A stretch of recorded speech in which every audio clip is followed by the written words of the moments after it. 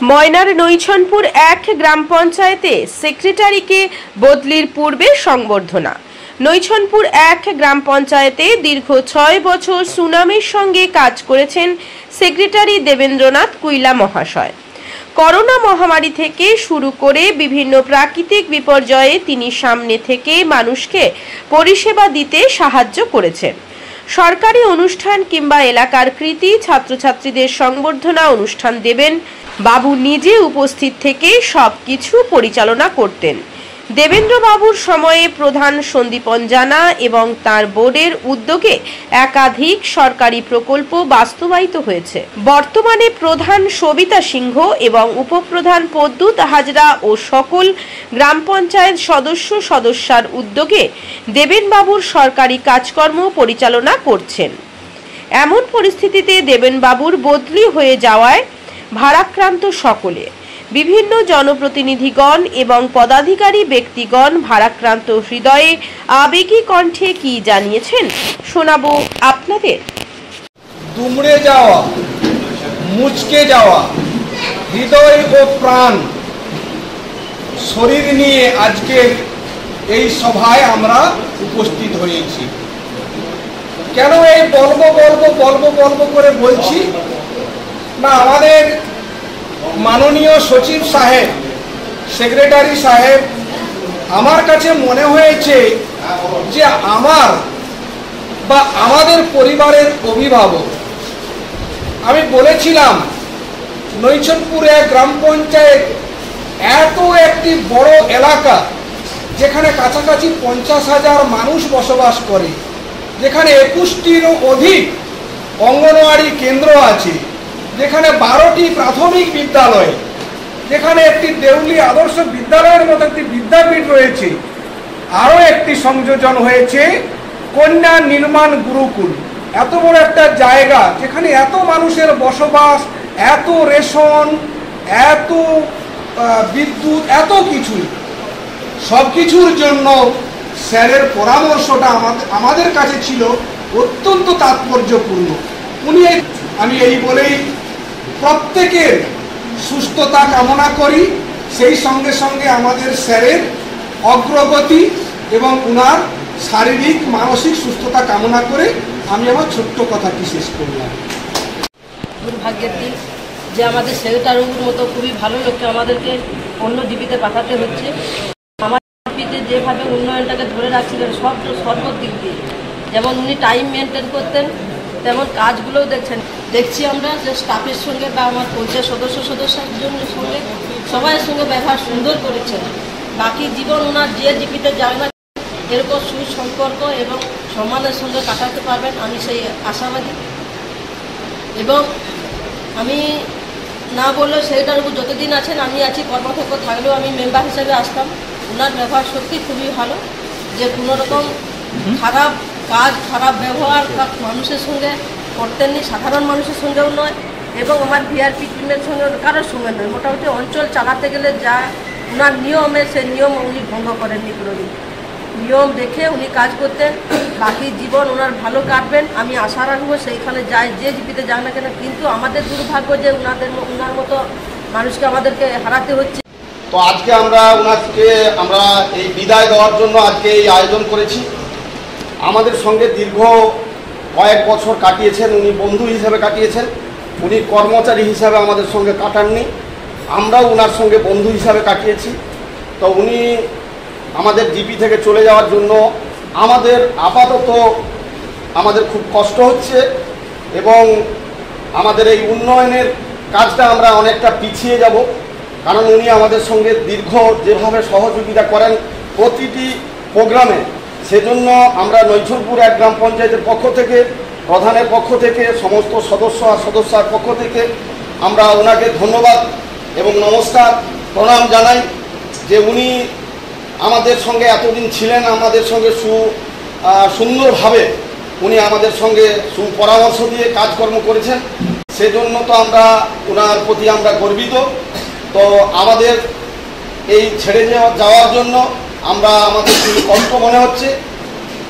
গত দীর্ঘ পঞ্চায়েতের সঙ্গে আমি জড়িত, কিন্তু এই ৫ বছর আমি কিন্তু পঞ্চায়েত সদস্য দুটার সাথে কিন্তু যেদিন থেকে দেবেনবাবু আসছে এই অঞ্চলে 2000 মানে প্রায় বোধহয় 6 বছরের কাছাকাছি, যে একটা জুটি ছিল, যে ওই জুটি এক হচ্ছে আমাদের এনএস সাহেব ছিল গত অরূপবাবু, সেক্রেটারি দেবেনবাবু, আর আমাদের যিনি প্রধান ছিলেন উনি তিনজন। এই তিনজনের তৈ জুটি আমি বলি, কেন বলি, যেটা উনি বলে গেলেন যে দীর্ঘ যে উন্নয়নটা যে করা হচ্ছে সেটা কল্পনার বাইরে।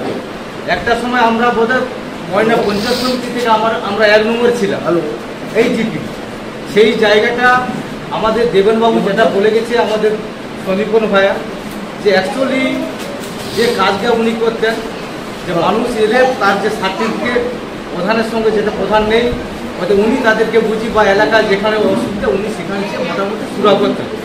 সেই জায়গাটা দেবেনবাবুর সঙ্গে আমার 6 বছর পরিচয় না হলেও 4 বছর পরিচয় ছিল। নিবিড় সম্পর্ক না থাকলেও ওনার সঙ্গে আমার সুসম্পর্ক ছিল, কারণ কোনো কাজের ক্ষেত্রে আমি দেখেছি দেবেনবাবুর কাছে এলে যেটা বুঝতে পারতাম না সেটা সুন্দরভাবে আমাদেরকে বুঝিয়ে দিতেন। যেটা আর সবাই বললেন যে দেবেনবাবু খুব কাজের মানুষ এবং যে কোনো বিষয়ে, যে আমার অঞ্চলে কেন প্রত্যেকটা ফ্যামিলিকে চিনতেন, কার বাড়ি কী কাজ হবে না হবে, যে রাস্তাঘাট ড্রেন ফ্রেন এগুলো ভালোভাবে করতেন। আমি আশা করি উনি যেখানে যাবে ভালো কাজ করুন, আরও উন্নতি করুন এবং ওনার সুস্থতা কামনা করে এই বলে আমি আর শেষ করছি। ধন্যবাদ। টাইম ওনার সঙ্গে থেকেছি, তো দেবেনবাবু এই জিপিতে আসার পর এই জিপির উন্নয়নের জন্য প্রচুর পরিমাণে সব করেছেন এবং এই জিপিকে এগিয়ে নেওয়ার জন্য দেবেনবাবুর যে ভূমিকা ছিল সেটা বলে আপনাদের বোঝাতে পারবো না। কারণ আমার যে পিরিয়ডটা আমি দেখেছি, প্রাকৃতিক দুর্যোগে প্রায় 4 বছর প্রায় প্রাকৃতিক দুর্যোগের মধ্য দিয়ে আমরা অতিবাহিত করেছি। সেই সময় দেবেনবাবু পাঁশকুড়াতে থেকে রাত্রিবেলাতে, যদি এখান থেকে ভিডিও সব করতে তুমি রাত্রিবেলাতেই গাড়ি নিয়ে এসে জিপিতে কাটিয়েছি। দেবেনবাবুকে অনুরোধ করবো যে যাই হোক যেখানে যাচ্ছেন, এখানে যেভাবে কাজ করেছেন ওখানে গিয়ে আরও ভালোভাবে কাজ করুক, এটুকু আমি আশা করব। এবং দেবেনবাবু যদি আমাদের আপনার পিরিয়ডে যদি আমাদের কোথাও ভুল ত্রুটি হয়ে থাকে নির্ভরে ক্ষমা করে দেবেন ছোট ভাই হিসাবে, এইটুকু আমি আপনার কাছে আবেদন করব এবং আরও পদোন্নতি হোক, আমরা এইটুকু ভগবানের কাছে আশা করব। 2018 আগস্ট মাসে এখানে জয়েন করেছিলাম। তখন থেকে একটা পরিবারের মতো ছিলাম।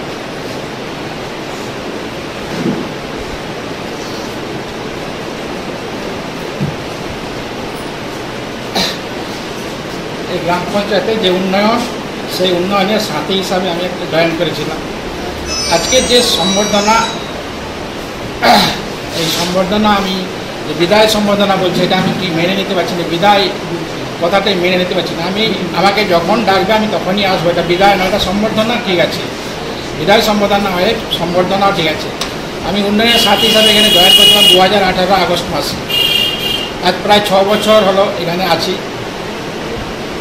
এই এলাকার যে উন্নয়ন, এই উন্নয়নের সঙ্গে জড়িত আছে সমস্ত মেম্বার্সগণ, প্রধান, উপপ্রধান এবং তখনকার প্রাক্তন প্রধান সন্দীপনবাবু। আমি যখন জয়েন করি সন্দীপনবাবু ছিলেন, পরে আবার চেঞ্জ হয়ে 5 বছর পরে আবার যখন চেঞ্জ হয়ে আবার সবিতাজি প্রধান হয়েছেন।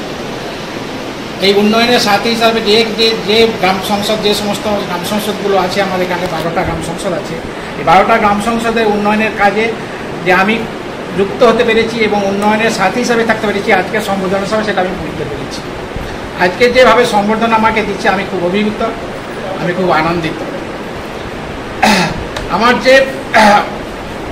আমার যে এই উন্নয়ন, এই যে গ্রাম পঞ্চায়েতের যে উন্নয়ন, এই গ্রাম পঞ্চায়েতের এলাকার যে উন্নয়ন, সেই এলাকার উন্নয়নের যে আমি একজন সাথী হিসাবে আমি করেছি, আমি যে উন্নয়নে করেছি সেটা আমি আজকে প্রমাণ পেয়েছি।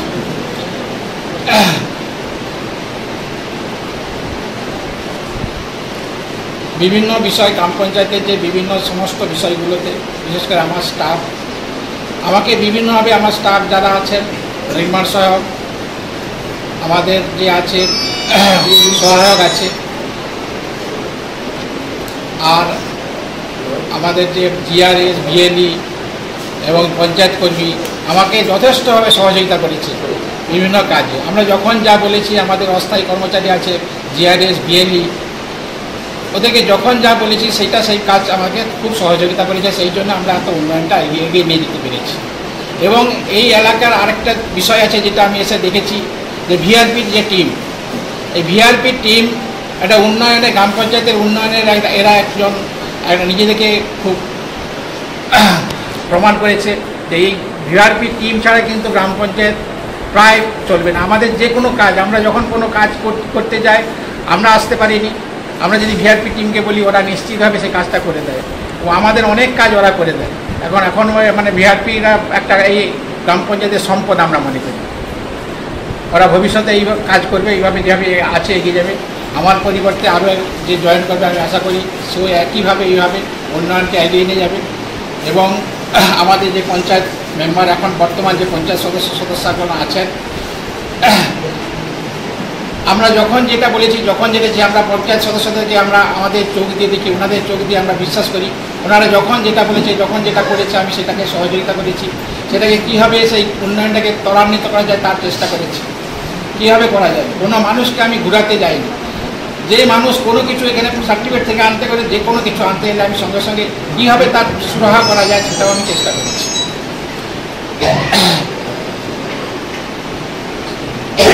আগামী দিনে আমি না থাকলেও আমাকে যখন যা প্রয়োজন হবে, যদি কোনো দিন ডাকে, আমি অবশ্যই আসবো, এইভাবে সহযোগিতা করব।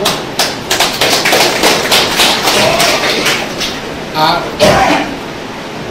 কী বলবো, খুব কষ্ট হচ্ছে যেটা, আমি যদি কোনো আঘাত দিয়ে থাকি, কোনো খারাপ কথা বলে থাকি কোনো আমার স্টাফকে, বা কোনো আমাদের পঞ্চায়েত মেম্বার, প্রধান, উপপ্রধান, বা যারা উপস্থিত আছেন এই এলাকার মানুষজন, যদি কোনো আমার দ্বারা কোনো আঘাতপ্রাপ্ত থাকে, আমি হাত জোড়ে করজোড়ে প্রার্থনা করছি, আমি ক্ষমা চেয়ে নিচ্ছি। এবং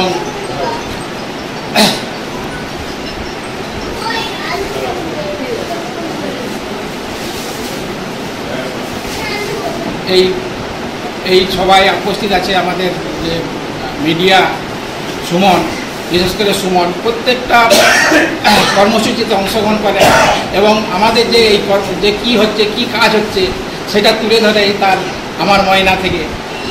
সুমনকে আমি বিশেষ করে ধন্যবাদ জানাচ্ছি।